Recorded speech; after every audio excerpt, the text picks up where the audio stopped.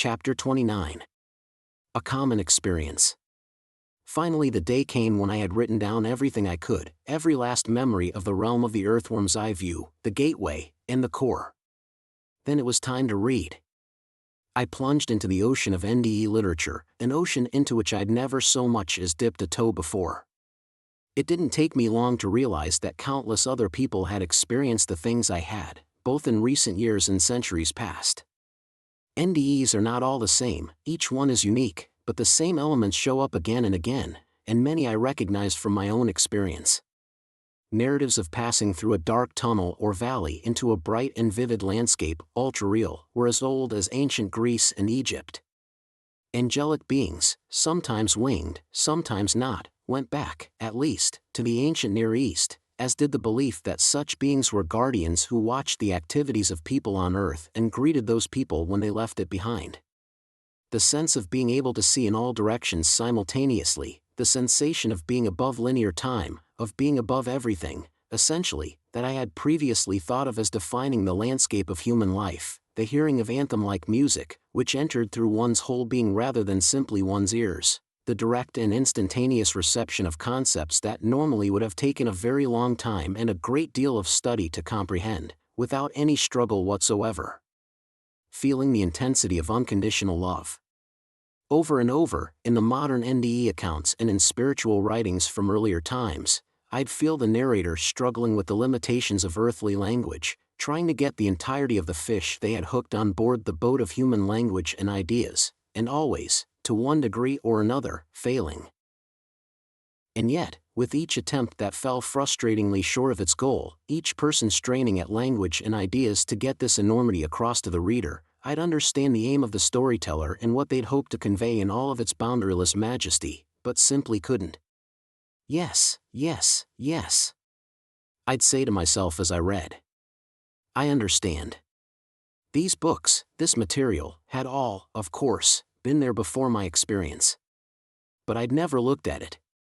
Not just in terms of reading, but in another way as well.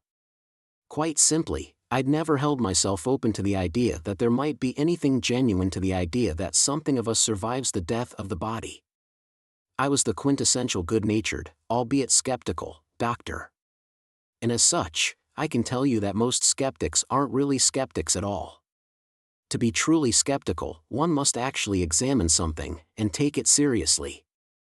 And I, like many doctors, had never taken the time to explore NDEs. I had simply known they were impossible.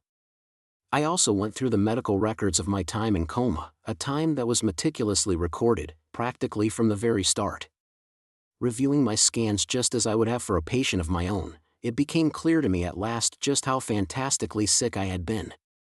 Bacterial meningitis is unique among diseases in the manner in which it attacks the outer surface of the brain while leaving its deeper structures intact. The bacteria efficiently wreck the human part of our brain first, and finally prove fatal by attacking the deeper housekeeping structures common to other animals, deep beneath the human part. The other conditions that can damage the neocortex and cause unconsciousness, head trauma, stroke, brain hemorrhages or brain tumors, are not nearly as efficient at completely damaging the entire surface of the neocortex. These tend to involve only part of the neocortex, leaving other parts unscathed and able to function. Not only that, but instead of taking the neocortex alone out, they tend to also damage the deeper and more primitive parts of the brain as well. Given all of this, bacterial meningitis is arguably the best disease one could find if one were seeking to mimic human death without actually bringing it about. Though of course, it usually does. The sad truth is that virtually everyone as sick as I was from bacterial meningitis never returns to tell the tale. See Appendix A. Though the experience is as old as history, the near-death experience, regardless of whether it was seen as something real or a baseless fantasy, only became a household term fairly recently. In the 1960s, new techniques were developed that allowed doctors to resuscitate patients who had suffered a cardiac arrest. Patients who in former times simply would have died were now pulled back into the land of the living. Unbeknownst to them, these physicians were, through their rescue efforts, producing a breed of trans-earthly voyagers, people who had glimpsed beyond the veil and returned to tell about it. Today they number in the millions. Then, in 1975, a medical student named Raymond Moody published a book called Life After Life, in which he described the experience of a man named George Ritchie. Ritchie had died as a result of cardiac arrest as a complication of pneumonia and been out of his body for 9 minutes. He traveled down a tunnel, visited heavenly and hellish regions, met a being of light that he identified as Jesus, and experienced feelings of peace and well-being that were so intense he had difficulty putting them into words. The era of the modern near-death experience was born. I couldn't claim complete ignorance of Moody's book, but I had certainly never read it. I didn't need to, because I knew, first of all, that the idea that cardiac arrest represented some kind of close-to-death condition was nonsense. Much of the literature about near-death experiences concerns patients whose hearts stopped for a few minutes, usually after an accident or on the operating table. The idea that cardiac arrest constitutes death is outdated by about 50 years. Many lay people still believe that if someone comes back from cardiac arrest, then they have died and returned to life, but the medical community long ago revised its definitions of death to center on the brain, not the heart, ever since brain death criteria, which rely on crucial findings of the patient's neurological examination, were established in 1968. Cardiac arrest is relevant to death only in terms of its effect on the brain. Within seconds of cardiac arrest, cessation of blood flow to the brain leads to widespread disruption of cooperative neural activity and loss of consciousness.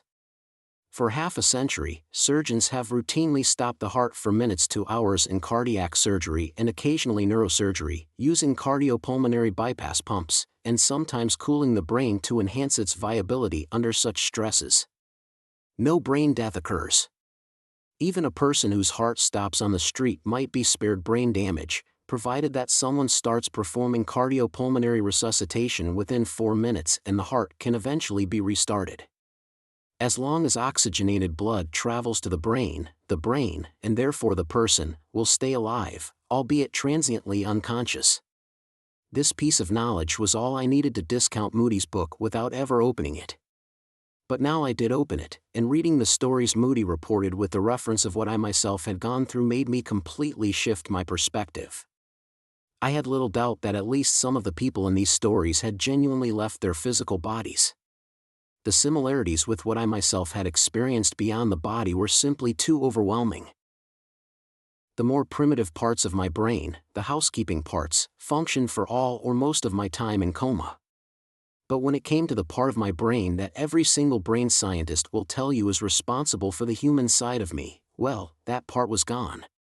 I could see it on the scans, in the lab numbers, on my neurological exams, in all the data from my very closely recorded week in hospital.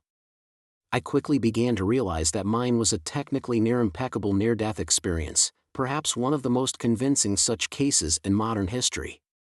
What really mattered about my case was not what happened to me personally, but the sheer, flat-out impossibility of arguing, from a medical standpoint, that it was all fantasy.